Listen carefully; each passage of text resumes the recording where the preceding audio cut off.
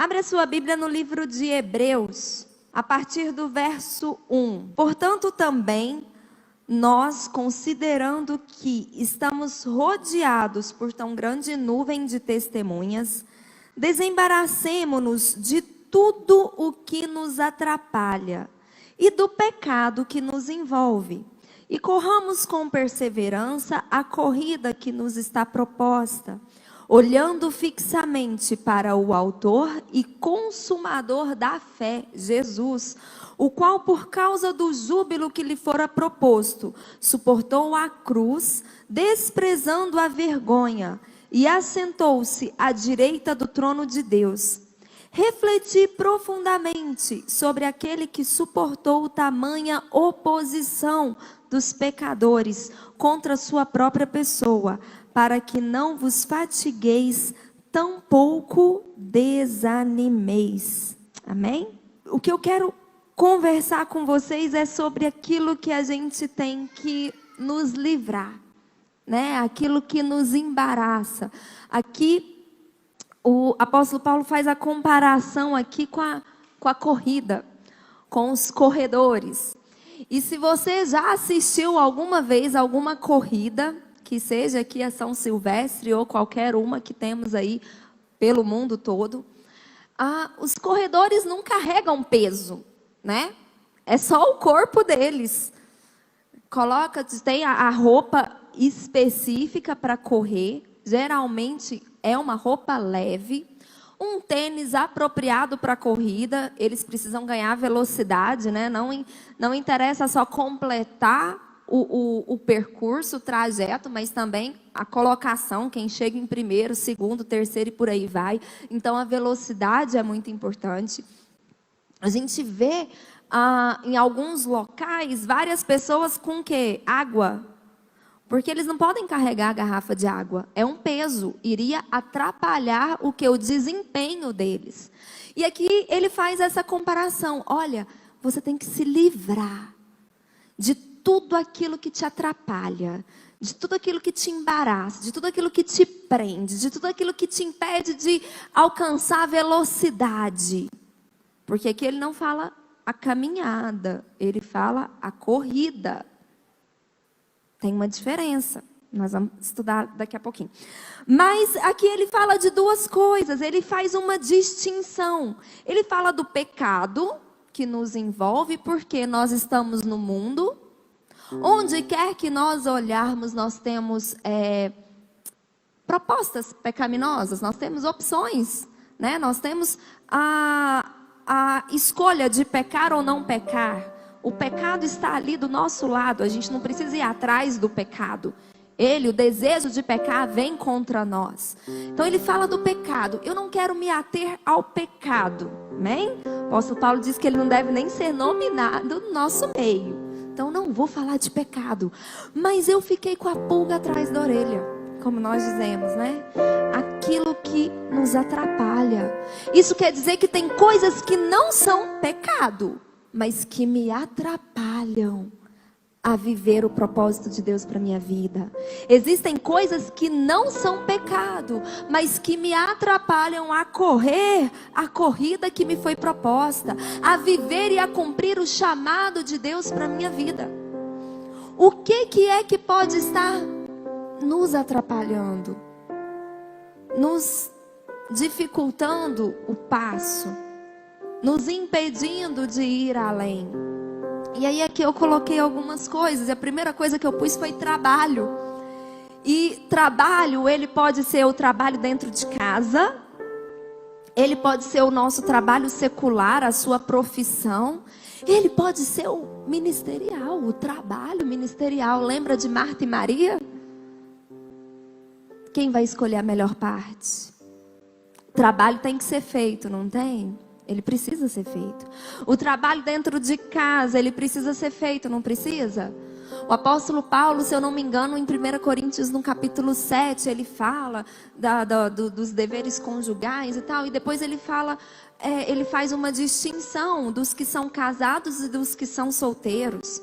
E aí ele fala, porque o solteiro, ele cuida das coisas de Deus, de como agradar a Deus. Mas o casado, ele também tem que cuidar de como agradar a sua esposa. Ele também tem que cuidar das coisas da sua esposa e vice-versa. A esposa tem que cuidar não só das coisas de Deus, mas também como agradar o marido. E aí eu brinco, eu falo, olha, você que é solteiro, casa com quem está envolvido com as coisas de Deus. Porque aí não é que fica às mil maravilhas, mas facilita um pouco, porque vocês vão trabalhar juntos nas coisas de Deus. Vocês estão entendendo? Às vezes o trabalho pode estar nos atrapalhando, pode estar nos embaraçando, pode estar aí dificultando a nossa corrida que foi proposta pelo Senhor. E nós precisamos estar atentos. Jesus, quando ele é questionado sobre o imposto, ele fala, dai a César o que é de César e a Deus o que é de Deus. Nós precisamos pagar impostos, nós precisamos trabalhar, mas eu não posso tirar o que é de Deus por conta daquilo que eu estou dando a César. Ou seja, eu não posso tirar toda a minha devoção a Deus, o meu trabalho a Deus, a carreira que Deus me propôs, para eu cumprir os meus deveres aqui nessa terra. A gente precisa lembrar daquele ensinamento que Jesus diz no começo lá de Mateus: buscar em primeiro lugar o reino de Deus, e todas as outras coisas vos serão acrescentadas.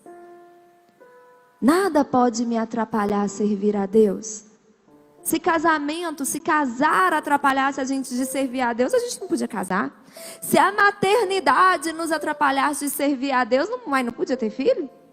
Se o trabalho, vocês estão entendendo? Em primeiro lugar é o reino de Deus.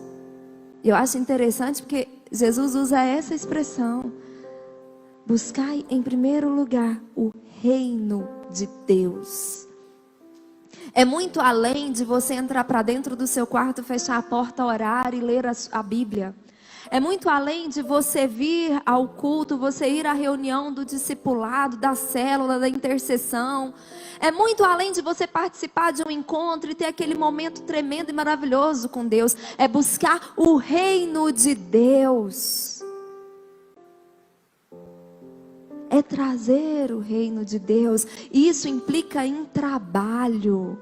Isso implica nessa corrida que nos está proposta. É em primeiro lugar. A segunda coisa que veio aqui na minha mente: julgamentos. Em Mateus, projeta para mim, por favor, Mateus capítulo 7, do 1 ao 5. Não julgueis para que não sejais julgados, pois com o critério com que julgardes, sereis julgados, e com a medida com que tiverdes medido, vos medirão também. Por que vês tu o argueiro no olho do teu irmão, porém não reparas na trave que está no teu próprio? Ou como dirás a teu irmão: deixa-me tirar o argueiro do teu olho, quando tens a trave no teu? Hipócrita, tira primeiro a trave do teu olho, e então verás claramente para tirar o argueiro do olho do teu irmão. A gente precisa lembrar que o nosso dever é amar o nosso próximo.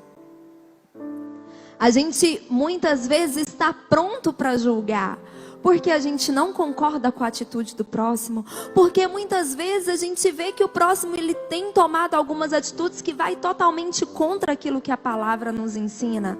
Mas o nosso dever como cristãos é amar, é exortar em amor, é trazer para perto, é ensinar e também aprender.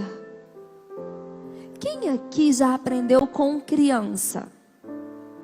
Eu já tive cada aula brincando com os meus filhos, que eles não têm nem ideia do que eles me ensinaram. A gente tem que estar pronto, tem que estar disposto a ensinar o nosso próximo a amá-lo e não julgá-lo. Porque, segundo o próprio Jesus, com o mesmo critério que eu uso para julgar o meu irmão, eu vou ser julgado. E talvez isso que tem atrasado o meu passo. Talvez eu me esforço tanto na minha caminhada, eu me esforço tanto no propósito de Deus para mim, mas parece que é difícil, que está pesado demais. Pode ser que eu esteja usando um critério pesado demais para julgar os outros. No verso 2, projeta o verso 2. Com o critério com que julgardes, sereis julgado. Com a medida com que tiverdes medido, você também será medido.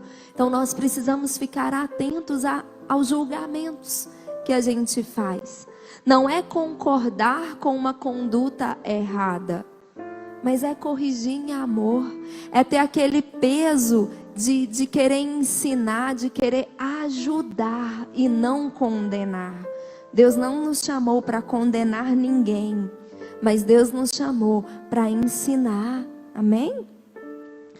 A terceira coisa que eu pus, e é aquilo que eu vou me ater um pouquinho mais com vocês, é o nosso passado. Abre a sua Bíblia em Lucas. Não importa se você teve um passado bom ou ruim. Se ater ao passado, ficar preso ao passado vai te atrapalhar. E você precisa se livrar de todo o peso, de tudo aquilo que te embaraça. No capítulo 9, verso 62. Ao que Jesus lhes asseverou: ninguém que coloca a mão no arado e fica contemplando as coisas que deixou para trás é apto para o reino de Deus. A comparação que Jesus faz aqui com o arado. O arado, ele era um instrumento feito, ele ia arar a terra, fazer aquelas valas, né, para colocar a semente. E era preso em bois. Geralmente era 2, né, um de cada lado. E a pessoa, o homem que estava ali arando aquela terra, ele tinha que olhar para frente. Ele não podia olhar para trás.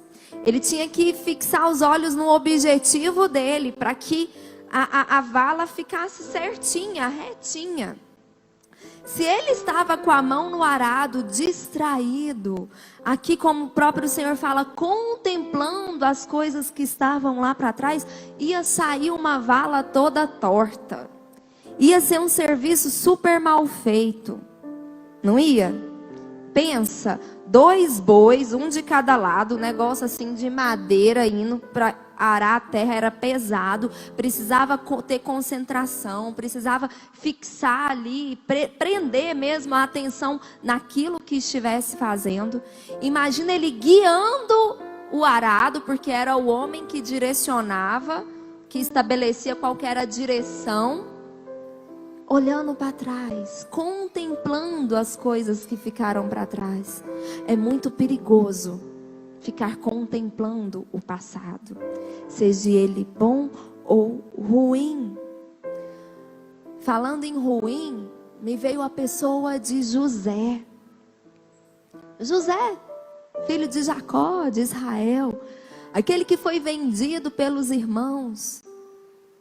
E eu acho que ele foi vendido e foi mesmo assim a mão de Deus salvando, porque a intenção dos seus irmãos era matá-lo. Aí ele foi vendido como escravo.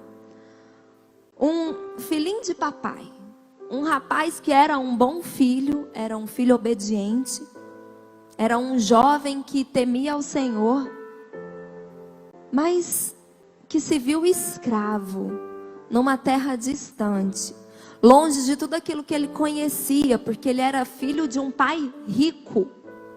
Ele tinha as mordomias que hoje os filhos de ricos têm, para aquela época. Foi vendido como escravo. E a gente vê a mão de Deus sendo com José, abençoando e fazendo José prosperar em tudo. José se torna governador do Egito, o homem mais poderoso depois de Faraó. Se casa, tem filhos. De repente o passado volta. E José se prende ao passado. Abre a sua Bíblia, vai comigo lá para Gênesis, no capítulo 42. Verso 6. José era governador do Egito e era ele quem vendia o mantimento a todo o povo da terra. Os irmãos de José chegaram e se prostraram diante dele com a face junto ao chão. Logo que viu seus irmãos, José os reconheceu, mas agiu como se fosse estrangeiro para eles. E lhes falou duramente e os inquiriu: de onde vindes? E eles responderam: da terra de Canaã, para comprar víveres, Senhor. Assim José reconheceu seus irmãos, todavia eles não o reconheceram. Então José se lembrou dos sonhos que tivera a respeito deles e os questionou: vós sois espiões. Aí volta para o verso 14, porque aqui eles estão convencendo José que eles não são. José se mostrou inflexível: vós sois espiões. Verso 17. Contudo, pôs a todos na prisão por 3 dias. José reconhece os seus irmãos. José se lembra dos sonhos que ele teve lá na juventude, aos 17 anos. Quando os feixes de trigo dos irmãos se prostravam diante do feixe dele, que permanecia erguido. E o coração de José se fecha. Eu não sei como que foram esses 3 dias para José. Mas aqui nós lemos que ele falou duramente com seus irmãos. Se tornou inflexível: vocês são espiões. Colocou todos na prisão por 3 dias. E algo mexia ali dentro de José. Depois de muita conversa, José despede todos, mas mantém Simão preso. Fala para eles: vocês voltam, mas é para trazer o irmão mais novo, que era Benjamim, que era irmão de José. E deixou Simão preso. Aí, no capítulo 43, os irmãos voltam, contam para o pai tudo aquilo que aconteceu. Jacó diz que Benjamim não sai de perto dele de jeito nenhum. No capítulo 43, a fome continuava assolando toda a terra. Verso 2. Assim, quando as famílias de Jacó e dos seus filhos comeram todo o mantimento que tinha trazido do Egito. Eu não sei quanto tempo durou esse mantimento. Mas durante todo esse tempo que os irmãos de José voltaram com a comida, voltaram com o mantimento, Jacó foi irredutível, ninguém vai levar Benjamim. Simão está lá preso. O passado de José está lá na prisão. Quando acaba a comida, Jacó fala: vocês precisam voltar lá e comprar mais. Aí, se eu não me engano, é Judá que fala: não tem jeito, pai. Ele falou que se a gente aparecer lá sem Benjamim, a gente não vai nem ver ele. Quanto mais trazer comida. E conversa vai, conversa vem, eles convenceram. E Benjamim voltou com eles. No verso 30, José recebe todos eles, recebe Benjamim, manda dar comida. No capítulo 45, ele coloca a taça dele, vocês conhecem a história, né? A taça dele no saco de Benjamim, para falar que Benjamim estava roubando ele. Volta todos os irmãos desesperados para o palácio. No capítulo 45, diante do apelo do irmão, José não pôde se conter. E na presença de todos os homens de seu séquito bradou: fazei sair todos da minha presença. E ninguém ficou junto dele quando José se deu a conhecer a seus irmãos. Entretanto, ele chorou tão alto que todos os egípcios o ouviram. E a notícia chegou rapidamente até o palácio de Faraó. José declarou a seus irmãos: eu sou José. Vive ainda meu pai? Seus irmãos não conseguiram pronunciar resposta, pois estavam por demais conturbados e perplexos ao revê-lo. Então disse José aos seus irmãos: aproximai-vos de mim. E eles lhes aproximaram e esclareceram: eu sou José, o vosso irmão, que vendeste para o Egito. Mas agora não vos entristeçais, nem vos amedrontais, por me terdes vendido para cá, porque foi para preservar vossas vidas que Deus me enviou adiante de vós. Aqui, nesse momento, José se libertou do seu passado. Nesse momento, José se libertou daquilo que embaraçava, que atrapalhava o seu caminhar, a sua corrida. Porque a falta de perdão, talvez você tenha tido um passado muito ruim. Talvez pessoas te feriram e te magoaram. E aí é um dispositivo de segurança nossa. A gente se afasta, a gente esquece, a gente não quer tocar no assunto. Mas isso não é perdoar, isso não é cura. José, se a gente for parar para pensar, ele era um homem realizado. Ele era um dos homens mais poderosos, o segundo mais poderoso da terra naquele momento. Ele era casado, ele tinha 2 filhos. No auge profissional dele. Aparentemente falando, vida perfeita, não é? Porque a gente tem essa... uma medida mesmo de segurança nossa. A gente esconde, a gente não toca no assunto, a gente não mexe. Deixa lá, a ferida vai cicatrizar. Eu preciso me libertar. Durante o período que Simão ficou preso, que os seus irmãos voltaram, eu não sei se passou meses, se passou anos, mas foi todo um tempo que José perdeu de relacionamento com o seu irmão. Talvez, se no primeiro momento que os seus irmãos aparecessem diante dele, se ele já tivesse com esse coração sarado, se ele já tivesse se livrado desse embaraço e tivesse falado para os irmãos: sou eu sou José, traz meu pai, traz Benjamim, traz todo mundo. Ele teria tido mais tempo com toda a sua família. Se livre do seu passado. Não ignore as suas dores, os seus sofrimentos. Não retenha perdão. O perdão te liberta. Enquanto José sofria, enquanto Simão estava lá preso, Simão não sabia que José era seu irmão. Seus irmãos não sabiam que o governador do Egito era José. Enquanto isso, José estava remoendo tudo aquilo por dentro. Um homem poderoso chorou de tal forma que todos do palácio ouviram. É muita dor.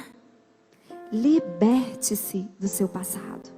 A falta de perdão corrói você por dentro.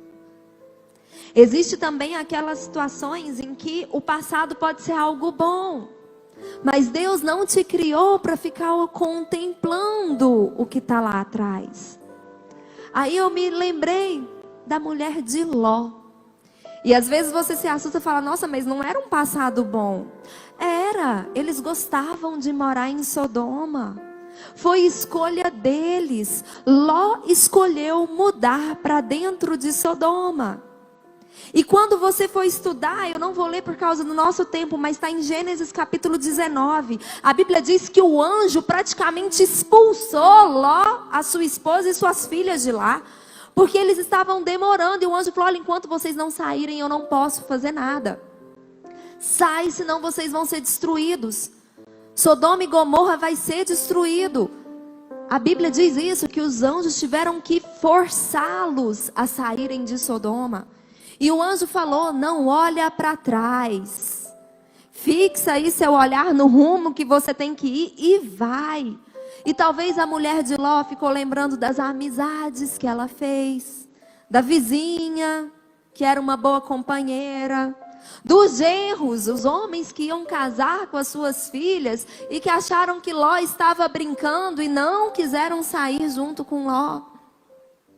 Não importa se você teve momentos bons, Deus te chamou para ir adiante. Deus te chamou para sair daqui e ir para lá. Vai, não olha para trás, não fica contemplando o seu passado, não fica lembrando, mas era tão bom aquela época, era tão gostoso, tão prazeroso tudo aquilo que eu vivi. Não fique contemplando o seu passado. Olha para frente, olha para aquilo que o Senhor tem para você. Volta lá em Hebreus. Ele fala que a gente precisa se livrar daquilo que nos atrapalha e também do pecado e correr com perseverança. É porque não vai ser fácil. É porque a gente tem aflição, é porque a gente passa por situações difíceis que a gente machuca, a gente tropeça, a gente tem que levantar. Mas a gente precisa ser perseverante. A corrida já foi proposta. Os campos estão prontos. O Pai fala para a gente orar para Deus enviar os trabalhadores. A seara está pronta. Você não pode caminhar, você tem que correr. Há urgência no chamado de Deus para nós. Há urgência na corrida que Deus propôs para nós. E aí ele continua, olhando fixamente para quem? Para Jesus. Jesus é o nosso alvo. Jesus é a nossa referência. Jesus é o nosso espelho. Jesus, olha para Jesus, porque Ele é o autor e consumador da fé. O nosso exemplo tem que ser Jesus. O nosso ponto de referência. Eu vou me comparar com Jesus. Eu preciso, Jesus conseguiu. Jesus prosseguiu. Jesus até pediu, Pai, se possível, passa de mim esse cálice. Mas que não seja feita a minha vontade, mas a tua. Jesus é o exemplo. E aí no verso 3, ele fala, refleti profundamente sobre aquele que suportou tamanha oposição dos pecadores contra a sua própria pessoa, para que não fatigueis, para que não canseis, tampouco desanimeis. Jesus sabe o que é ser rejeitado. Jesus sabe o que é sofrer resistência, oposição. Mesmo vindo fazer o bem, mesmo vindo nos salvar e nos resgatar. Ele é o nosso espelho. Ele é a nossa inspiração. Nós podemos sofrer resistência. Nós podemos passar por oposições. Nós podemos. Porque Ele é o autor e consumador da fé. Ele em nós, a esperança da glória. Para eu conseguir, para você conseguir correr a carreira que te foi proposta, você precisa manter os seus olhos fixos em Jesus. Porque senão você se cansa, porque senão você se desanima. Em 2021, mantenha seus olhos fixos em Jesus. Você vai precisar de perseverança, você vai precisar de força, de ousadia, de resistência. Mas colocou a mão no arado, não olha para trás não. Porque aquele que faz isso não é apto para o reino de Deus. E Ele nos chamou para o seu reino. Ele nos resgatou das trevas e nos transportou para o seu reino de luz. Corra a carreira que te foi proposta. Se livre de tudo aquilo que te atrapalha, de tudo aquilo que diminui a sua velocidade, de tudo aquilo que te impede de chegar até o seu objetivo. Amém?